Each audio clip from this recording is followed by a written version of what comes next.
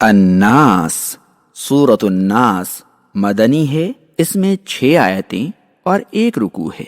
نام، اس سورت میں الناس بار بار آیا ہے، اسی لیے اس کا نام سورۃ الناس رکھ دیا گیا ہے۔ زمانہ نزول، سورۃ الفلق کے زمانہ نزول کے بارے میں علماء تفسیر کی جو 2 رائیں بیان کی گئی ہیں، وہی رائیں اس سورت کے نزول کے بارے میں بھی ہیں، اس لیے کہ دونوں سورتیں ایک ساتھ نازل ہوئی تھیں اور دونوں کی فضیلت و اہمیت اور شان نزول بھی ایک ہی ہے، جیسا کہ ان احادیث سے معلوم ہوا جو سورۃ الفلق کی فضیلت کے بیان میں گزر چکی ہیں۔ بسم اللہ الرحمن الرحیم قل اعوذ برب الناس، میں شروع کرتا ہوں اللہ کے نام سے جو نہایت مہربان بے حد رحم کرنے والا ہے۔ اے میرے نبی، آپ کہہ دیجئے میں انسانوں کے رب کی پناہ میں آتا ہوں۔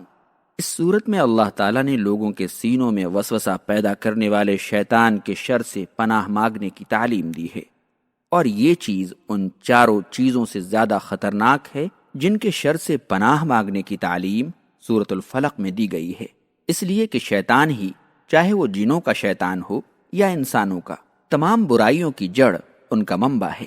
وہی لوگوں کے دلوں میں وسوسہ پیدا کرتا ہے، ان کی نگاہوں میں برائیوں کو خوبصورت بنا دیتا ہے اور ان کو کر گزرنے کے لیے ان کے ارادوں کو مہمیز لگاتا ہے، اور بھلائی کے کام کرنے سے ان کی ہمت کو پست بناتا ہے، اور نیکی کے کاموں کو ان کی نگاہوں میں بد شکل بنا کر پیش کرتا ہے۔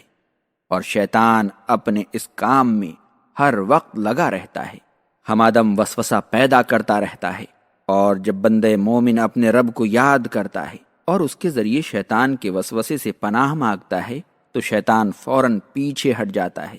اس لیے آدمی کو چاہیے کہ وہ اللہ سے مدد اور شیطان کے وسوسے سے اس کی پناہ مانگتا رہے، جو تمام انسانوں کا رب ہے، ان کا حقیقی بادشاہ ہے اور ان کا تنہا معبود ہے۔ اس کے سوا کوئی رب نہیں، اور نہ اس کے سوا کوئی بادشاہ ہے، اور نہ کوئی معبود حقیقی۔ اللہ تعالیٰ نے فرمایا، اے میرے نبی، آپ کہہ دیجئے کہ میں لوگوں کے رب کی جناب میں پناہ لیتا ہوں، لوگوں کے شاہ حقیقی کی جناب میں، لوگوں کے تنہا معبود کی جناب میں، لوگوں کے سینوں میں وسوسہ پیدا کرنے والے شیطان کے شر سے۔ اور اس شیطان کی صفت یہ ہے کہ آدمی جب اپنے رب کی یاد سے غافل ہوتا ہے تو وہ اس کے دل میں وسوسہ پیدا کرتا ہے، اور جب غفلت سے چوکنا ہوتا ہے اور اپنے رب کو یاد کرتا ہے تو وہ شیطان فوراً پیچھے ہٹ جاتا ہے اور چھپ جاتا ہے، اور وہ شیطان جنوں میں سے بھی ہوتا ہے اور انسانوں میں سے بھی۔ صحیح مسلم کی روایت ہے کہ نبی کریم صلی اللہ علیہ وسلم نے فرمایا، تم میں سے ہر ایک کے ساتھ اس کا ساتھی شیطان لگا رہتا ہے۔ صحابہ نے پوچھا، اے اللہ کے رسول، کیا آپ کے ساتھ ہوتا ہے؟ آپ نے کہا، ہاں، لیکن اللہ تعالیٰ نے میری مدد فرمائی ہے اور وہ مسلمان ہو گیا ہے، اس لیے وہ مجھے صرف بھلائی کا حکم دیتا ہے۔ اور صحیح بخاری میں انس رضی اللہ عنہ سے مروی ہے کہ ام المومنین صفیہ رضی اللہ عنہا نے نبی کریم صلی اللہ علیہ وسلم کی آپ کے اعتکاف کی جگہ میں زیارت کی۔ آپ صلی اللہ علیہ وسلم ان کے ساتھ رات کے وقت نکلے تاکہ انہیں ان کے گھر تک پہنچا دیں۔ راستے میں 2 انصاری سے ملاقات ہو گئی، دونوں نے رسول اللہ صلی اللہ علیہ وسلم کو دیکھ کر تیز تیز چلنا شروع کیا، تو آپ نے کہا، ٹھہرو، یہ صفیہ بنت حوئی ہے۔ دونوں نے کہا، سبحان اللہ یا رسول اللہ۔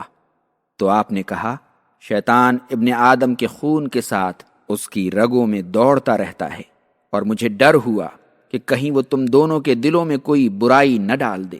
اور امام احمد نے ابو ذر غفاری رضی اللہ عنہ سے روایت کی ہے کہ میں رسول اللہ صلی اللہ علیہ وسلم کے پاس مسجد میں آیا اور بیٹھ گیا، تو آپ نے فرمایا، اے ابو ذر، کیا تم نے نماز پڑھی؟ میں نے کہا، نہیں۔ آپ نے کہا، اٹھو اور نماز پڑھو۔ ابو ذر کہتے ہیں کہ میں نے اٹھ کر نماز پڑھی، پھر بیٹھ گیا، تو آپ صلی اللہ علیہ وسلم نے کہا، اے ابو ذر، انسانوں اور جنوں کے شیاطین کے شر سے اللہ کی پناہ مانگو۔ تو میں نے کہا، یا رسول اللہ، کیا انسانوں میں بھی شیطان ہوتے ہیں؟ آپ نے فرمایا، ہاں۔ اور حسن بصری کا قول ہے، جنوں کا شیطان لوگوں کے سینوں میں وسوسہ پیدا کرتا ہے، لیکن انسانوں کا شیطان تو کھل کر سامنے سے آتا ہے۔ اور قتادہ کہتے ہیں کہ شیاطین جنوں میں بھی ہوتے ہیں اور انسانوں میں بھی، پس تم جنوں اور انسانوں کے شیاطین سے اللہ کی پناہ مانگتے رہو۔